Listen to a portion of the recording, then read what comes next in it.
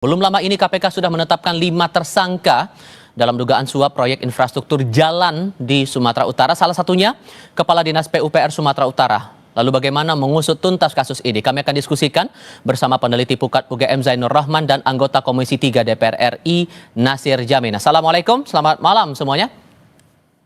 Ya, waalaikumsalam warahmatullahi wabarakatuh. Selamat malam. Terima kasih semua sudah hadir dalam diskusi kami kali ini.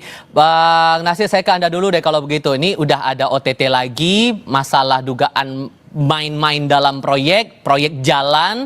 Dalam keterangan disebutkan bahwa e-katalog terkesan seperti dimain-mainkan, bahkan coba dijeda dulu 1 minggu biar terkesan tidak mencolok. Ini yang salah pengawasannya di bagian mana sih menurut Anda, Bang Nasir?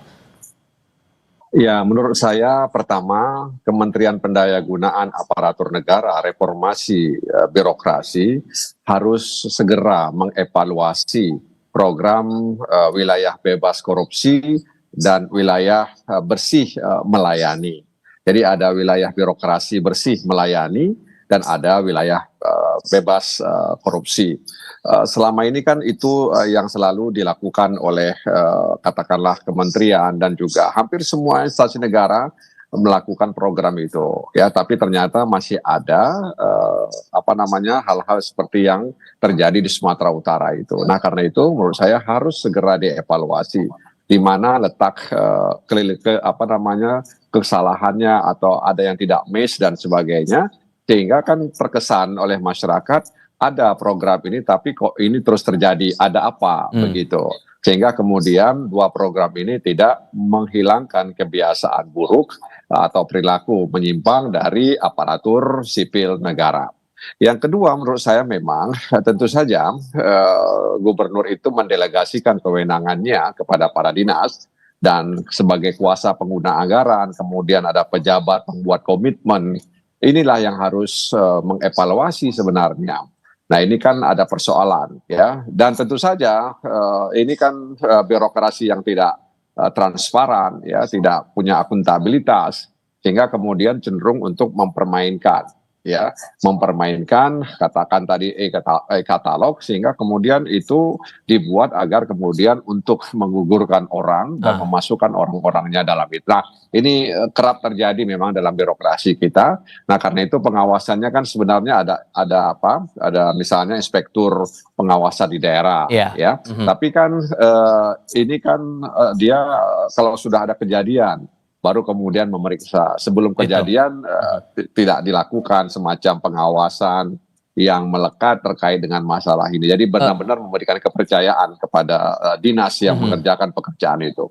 Ditambah lagi prinsipnya Mas Zainur yang dipahami kan e-katalog itu justru harusnya bisa mencegah munculnya korupsi. Tapi ternyata malah dikondisikan seperti ini. Itu satu. Yang kedua, ada meeting of mind yang sudah dikondisikan antara Pemda dengan Satuan Kerja Proyek Jalan Nasional Sumatera Utara ini dengan pihak swasta.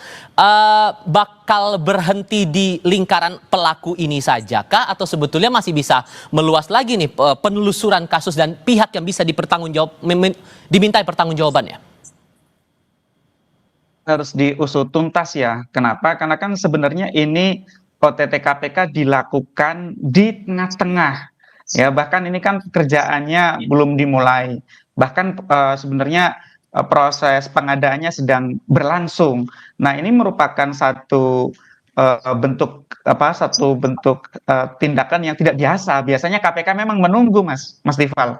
KPK tunggu dulu sampai semua selesai, baru kemudian dilakukan OTT sehingga semua pihak yang terlibat bisa diketahui. Nah, untuk kali ini KPK beralasan mencegah kerusakan yang jauh lebih besar, maka sudah ketahuan ada permainan di depan, kemudian langsung saja dilakukan OTT. Sehingga kan ketika OTT itu dilakukan, jumlah yang berhasil diamankan sebenarnya masih sangat sedikit begitu ya.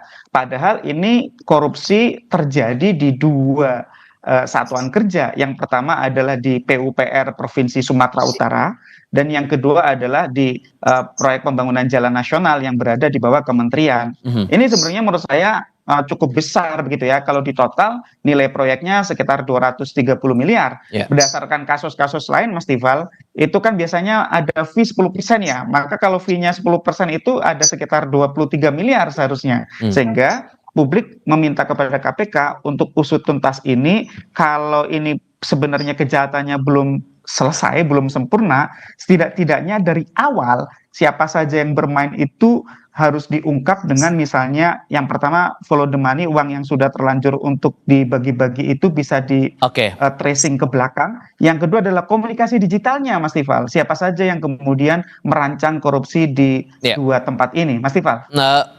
Di sisi lainnya juga Menteri PU Bang Nasir sudah bilang bahwa Presiden sudah ngasih arahan untuk bersih-bersih. Katanya singkirkan pejabat yang tak bersih tanpa pandang bulu. Dengan masih ada celah permainan di katalog elektronik itu, menurut Anda harus gimana lagi kita bisa yakin bersih-bersih itu bisa berjalan sementara yang sekarang aja udah dikondisikan? Ya, saya ingin katakan bahwa penindakan itu kan bahagian dari pencegahan. Jadi kalau kemudian tadi disebutkan bahwa dilakukan di awal dalam rangka pencegahan, ya tadi itu penindakan itu ya bahagian dari pencegahan untuk melakukan mitigasi kerusakan yang lebih besar. Nah, kaitannya dengan apa yang disampaikan tadi bahwa memang e-katalog itu kan sebenarnya mempersempit ya, memperkecil ya ruang untuk melakukan negosiasi atau transaksi dan lain sebagainya. Nah, tapi ya namanya manusia, dia bisa mensiasati semua kondisi ya. Oleh karena itu memang butuh waktu ya untuk menghadirkan birokrasi yang bersih melayani dan birokrasi yang bebas menjadi wilayah bebas korupsi. Jadi memang tidak mudah ya, karena ini menyangkut dengan perilaku organisasi ya, perilaku aparatur sipil negara itu sendiri, dan minimnya pengawasan yang melekat sehingga kemudian mereka mudah masuk dalam celah-celah yang itu dinilai tidak bisa dilihat atau tidak bisa dimasuki oleh orang begitu. Tapi untunglah KPK ada, dan ini menjadi pembelajaran ke depan. Ya mudah-mudahan sejak awal satu proyek yang misalnya strategis, berdampak besar terhadap masyarakat itu harus diawasi sejak awal, harus dikeroyok rame-rame begitu. Nah, terakhir Mas Zainur, dengan uang yang disita 231 juta dari niat 2M mau dibagikan ke banyak orang, ini kan udah jadi bukti nih sekarang. Yang disita dengan sistem follow the money yang dilakukan antara KPK dan PPATK. Dengan proyek 2 ini, proyek di Pemprov dan di Satker, bakal sulit nggak nih untuk menelusuri pihak lain yang bisa bertanggung jawab? Singkat saja. Harusnya tidak sulit ya Mas Tifal ya. Tentu yang pertama melakukan pemeriksaan terhadap saksi-saksi. Yang kedua adalah dengan tersangka-tersangka itu sendiri. Tawarkan kepada mereka status justice collaborator untuk mengungkap pelaku utamanya, pelaku yang mengatur ini semua, jika ada gitu ya. Yang kedua tentu dengan meminta bantuan PPATK barangkali sudah ada sempat yang mengalir. Yang ketiga yang menurut saya sangat penting adalah dengan melakukan audit forensik untuk mengetahui adakah ya pengatur proyek yang sebenarnya yang belum kelihatan dari mereka ini semua. Karena ini kan kepala dinas baru ini Bang Tifal, baru 4 bulan menjabat gitu ya.